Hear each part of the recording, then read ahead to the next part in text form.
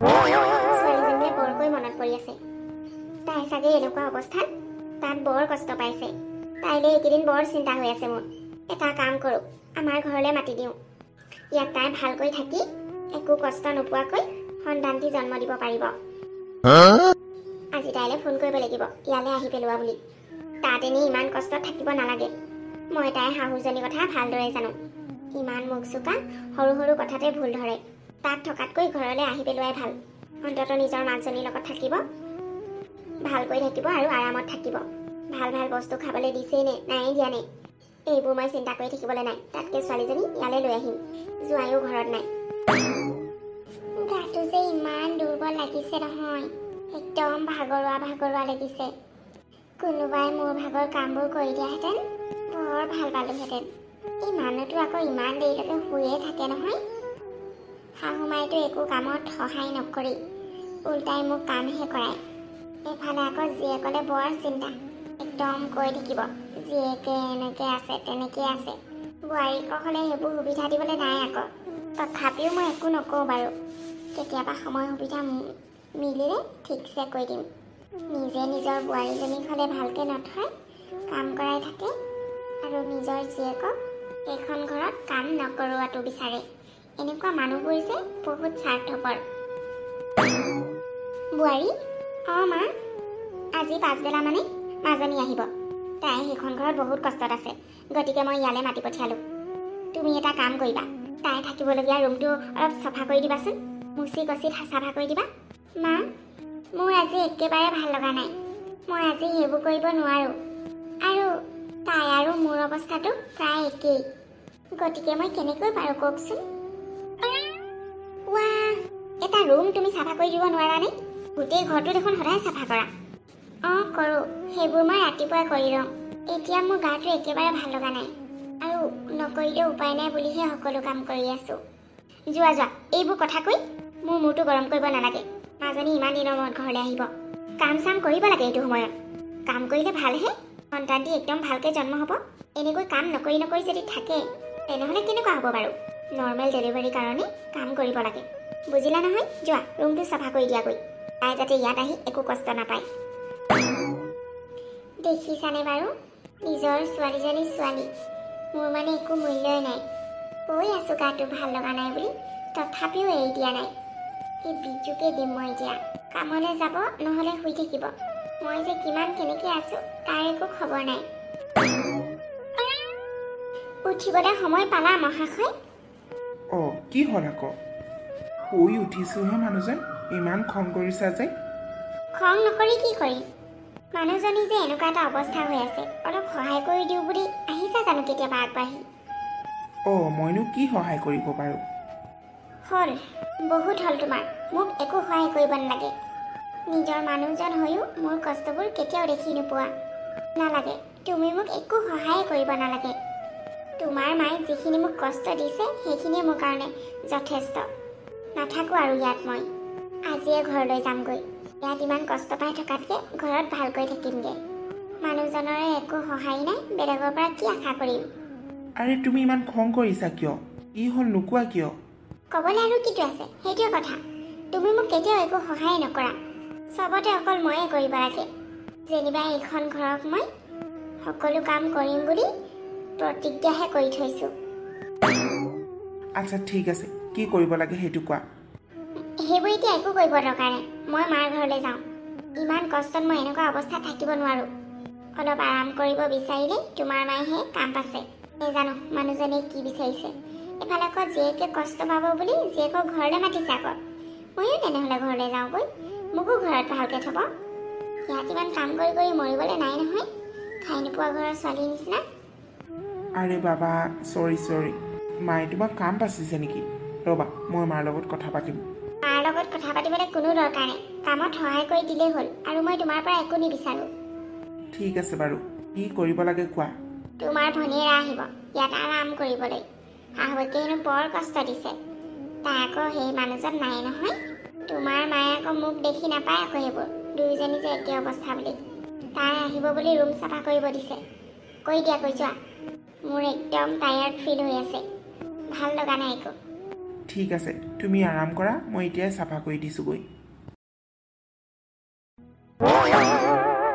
তই এইবোৰ কাম মই বোৱাৰীকহে কৰিব কৈছিলোঁ তই ইয়াত আহি কৰি আছহি যে অঁ মা তাইৰ গাটো ভাল লগা নাই বুলি কৈছে সেইকাৰণে ময়ে কৰি দিলোঁ সাধাৰণে ৰুমটো চাফা কৰিবলৈ কিহৰ গা ভাল হ'ব লাগে গা অলপ বেয়া লাগিলে কি হ'বনো হে তাইক মই কথাটো ক'লোঁ তাৰপিছতেহে তোক পঠিয়াই দিলে এইবোৰ কৰিবলৈ এই একো নহয় অ' মা তাই কৰানো কি মই কৰানো কি ৰুমটো চাফা হ'লেই হ'ল তাই তোক কোৱাতকৈ মোকে ক'ব লাগিছিল একো নহয় মা ভণ্টি আহিব আৰু ভণ্টিৰ কাৰণে ইমানখিনিতো মই কৰিব পাৰোঁৱেই হ'ব যা এতিয়া দেখিছ তাই বেটিক মই ৰুমটো চাফা কৰিব দিলোঁ মতাক পঠিয়াই দিছে এইজনী কম নহয় তাই দেহাটোৰ কাৰণে অলপ কাম চাম কৰি থাকিব দিওঁ তাই আকৌ উল্টাই মতাটোকহে কাম পাচিছে মাজনী তোৰ কিবা অসুবিধা হ'ল নেকি ৰাস্তাত নাই মা একো অসুবিধা হোৱা নাই ভালে আছা নহয় অঁ ভালেই তোৰ ৰুমটো চাফা কৰি দিছোঁ যা আজিৰ পৰা আৰু একো কষ্ট কাম কৰিব নালাগে বৌ ক'ত গ'ল মা তাই ভিতৰতে আছে হ'বলা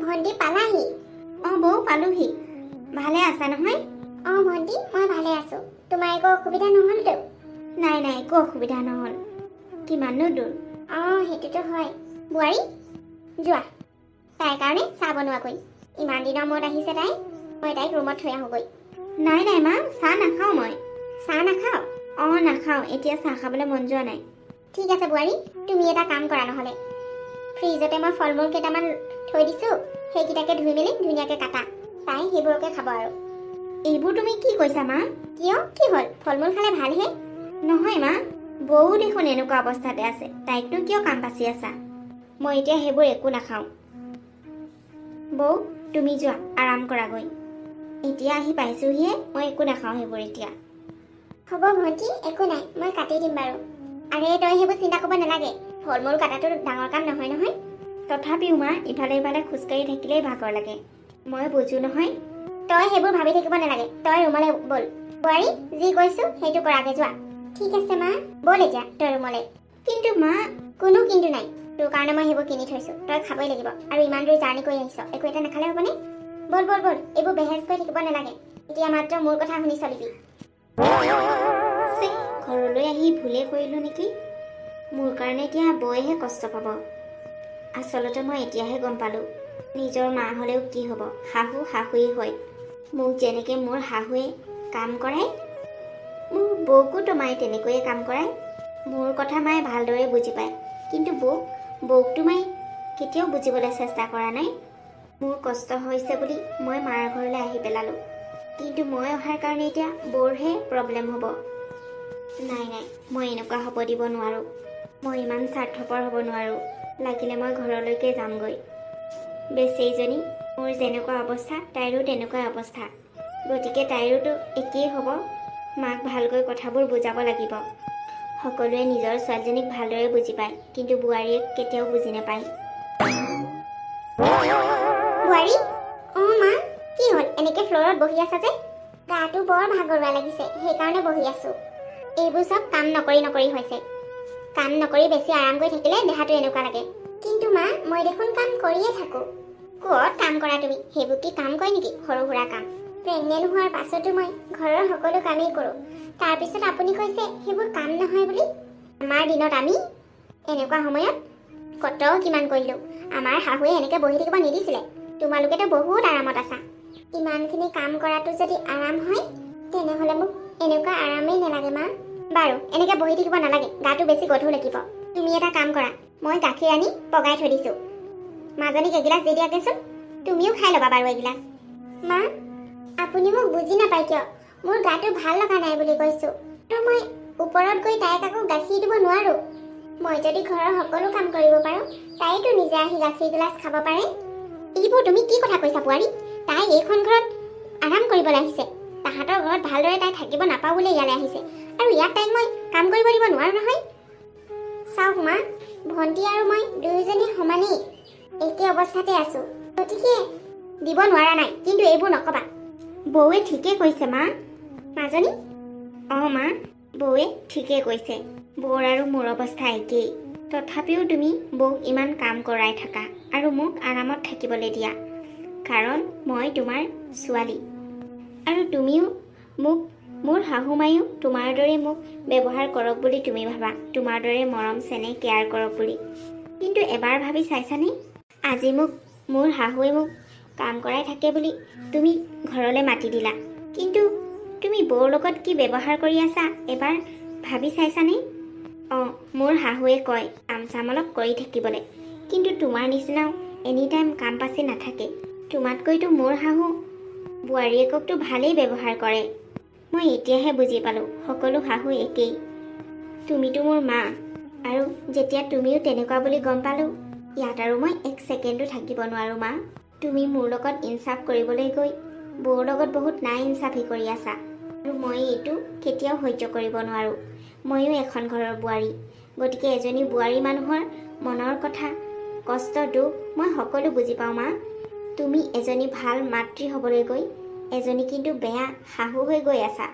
মই এইটো কথা বহুত বেয়া পাইছোঁ মা। অন্ততঃ তোমাৰ পৰা মই এইটো আশা কৰা নাছিলোঁ। ভাবিছিলোঁ ঘৰলৈ আহিম, মোক আৰু বৌক তুমি সমানেই মৰম কৰিবা, সমানেই যত্ন ল'বা বুলি। কিন্তু ইয়াত আহি মোৰ এনেকুৱা লাগিছে মইহে যেন ইয়াত আৰাম কৰিবলৈ আহিছোঁ, আৰু বৌক কাম কৰাই মই ইয়াত আৰামত থাকিব নোৱাৰোঁ মা। মই আজিয়ে গুচি যাম ঘৰলৈ। তেনেকৈ কিয় কৈছা মাজনী? যেতিয়ালৈকে তুমি বৌক ভাল ব্যৱহাৰ নকৰা, বৌক অলপ ৰেষ্ট নিদিয়া, তেতিয়ালৈকে মই তোমাক ক্ষমা নকৰোঁ মা। তই ঠিকে কৈছ মাজনী, আজি তই কোৱাৰ কাৰণে মই বুজি পালোঁ। তই চিন্তা কৰিব নালাগে দে, তোৰ বৌক আৰু মই কেতিয়াও দুখ কষ্ট নিদিওঁ, কাম নাপাছোঁ। বোৱাৰীও, মোক তুমি মাফ কৰি দিবা। ছোৱালীজনী দুখ বুটলিব যাওঁতে মই বোৱাৰীজনীক যে উল্টাই দুখ দি আছোঁ, সেয়া মই অনুভৱেই কৰিব পৰা নাছিলোঁ। মোক ক্ষমা কৰি দিয়া বোৱাৰী। হ'ব মা, আপুনি যে বুজি পালে সেয়াই বহুত। আজিৰ পৰা মই তহঁত দুয়োজনীকে সমানেই মৰম কৰিম, সমানেই যত্ন ল'ম। ব'ল মাজনী, তই ঘৰলৈ যাব নালাগে, ইয়াতে থাক। জোঁৱাই আহিলে মই তোক নিজে থৈ আহিমগৈ। বোৱাৰী ব'লা, তুমিও আৰাম কৰিবা। আজিৰ পৰা আৰু তোমাক মই কেতিয়াও কামৰ কথা নকওঁ। বৌ, আগৰ কথাবোৰ পাহৰি যোৱা। মা এতিয়া বুজি পালে, মাকটো এটা সুযোগ দিয়া। মই মাক বেয়া পোৱা নাই অৱন্তী। দেখিলা মা, আমাৰ বৌ কিমান ভাল।